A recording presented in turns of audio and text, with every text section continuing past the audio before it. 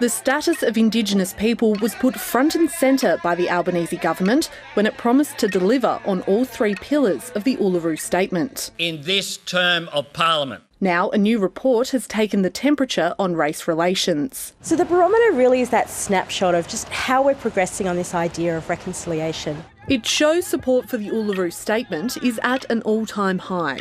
80% of Australians and 86% of First Nations people back a national representative body. While that's strong, we need to translate that into actual yes votes. Across the board, support for treaty making has jumped almost 20% since 2020. We are moving as a nation, and I think that's a positive thing. But racism is also on the rise, with 60% of Indigenous people experiencing at least one form of racial prejudice in the last 6 months alone. It's an underestimation of the reality of racism that Aboriginal and Torres Strait Islander people experience. And many on both sides believe that Australia is a racist country. We've got to help people understand what gives rise to their racism and not just call them racist.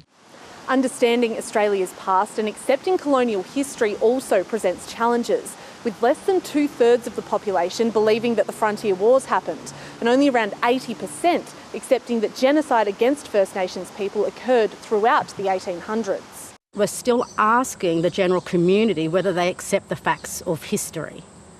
You would think we would be on that as a nation. A little progress, but still a long way to go.